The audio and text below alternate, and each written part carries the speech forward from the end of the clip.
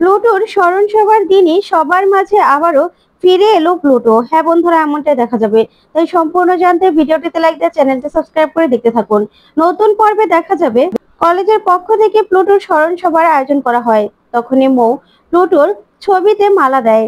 এদিকে প্লুটোর এক বন্ধু সবার সামনে উপস্থাপনা করে আর বলে, আজকে আমরা সবাই একত্রিত হয়েছে প্লুটোর স্মরণ সভার উপলক্ষে। সবাই আজকে প্লুটোকে নিয়ে কথা বলবো। এখানে স্যার ম্যাডাম সবাই আছে। তখনই দেখা যাবে প্লুটোর বন্ধু বলে, এখানে আমরা সবাই জানি প্লুটো নিজে থেকেই আমাদের মাঝখান থেকে ছুটি নিয়েছে।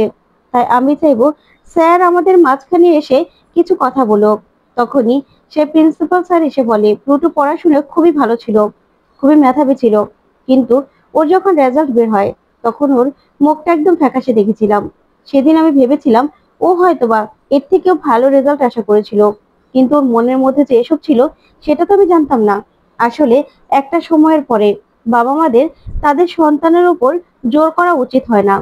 আসলে এখানে আমি কাউকে দোষ দিচ্ছি না, কাউকে কিছু বলছিও না। তবে প্লুটো যেটা করে গেছে সেটা একটা শিক্ষণীয়। সবার এটা থেকে শিক্ষা নেওয়া দরকার। তবে এরকম যেন আর কারো সঙ্গে না হয়। ওইদিকে মৌ কাঁদতে থাকে। তারপরে দেখা যাবে মিঠি আর কমলিনী আর কুর্চি সেখানে হাজির হয়। ওইদিকে প্লুটোর বন্ধু বলে, এখানে আমি মৌকে প্লুটোর ব্যাপারে কিছু বলতে এখানে আসতে বলবো। কারণ যেহেতু ময়ের সঙ্গে প্লুটোর বিয়ে হচ্ছিল, তাই প্লুটোর ব্যাপারে ময়েরই কথা বলার অধিকার রয়েছে। মৌ এখানে এসে কথা বলতে পারবে। তখন মৌ যেতে লাগলেই মিঠি উঠে দাঁড়ায় আর বলে, না, মৌ কিছুতেই প্লুটোর ব্যাপারে কোনো কথা বলবে না। কারণ প্লুটো আমাকে ভালোবাসতো। আজকে যা কিছু হয়েছে এসব কিছু হয়েছে মৌয়ের জন্য। মৌ জানতো যে প্লুটো আমাকে ভালোবাসে। তারপরেও তারপরেও মৌ নিজে থেকে জোর করে প্লুটোকে পাওয়ার চেষ্টা করেছিল।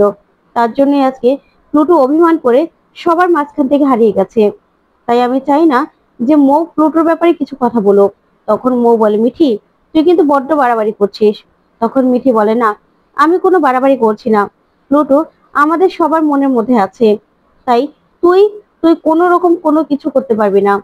এখানে তোর জন্য সবাই জানে যে তোর জন্য সবকিছু হয়েছে। তখন মৌ বলে, আমি যদি বলি তোর জন্য হয়েছে, তো কি দরকার ছিল সেদিন প্লুটোকে ওরকম ভাবে অপমান করার? তখন মিঠি বলে, অনেক দরকার ছিল।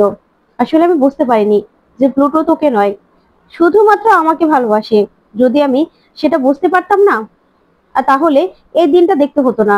তাহলে অনেক আগেই তোর কাছ থেকে প্লুটোকে আমি কেড়ে নিতাম। কারণ প্লুটো শুধুমাত্র আমার ছিল। তারপর নতুন বলে, থাক না মিঠিমা এখন এসব কথা। তখন মিঠি বলে, কেন থাকবে নতুন কাকু? প্লুটো আমাদের মধ্যে নেই, তবে আমার আমার কাছে সারা জীবন প্লুটো আমার সঙ্গে বেঁচে থাকবে। ঠিক তখনই সবাই প্লুটোকে দেখে অবাক হয়ে যায়। তখন প্লুটো আসে, এসেই বলে, আচ্ছা আমাকে নিয়ে এখনো কেন এত কথা? ঠিকই তো, আমি শুধুমাত্র মিঠিকে ভালোবাসতাম। তখন এই কথা শুনে মিঠি খুশি হয় আর মৌ রাগ করে। তো বন্ধু কেমন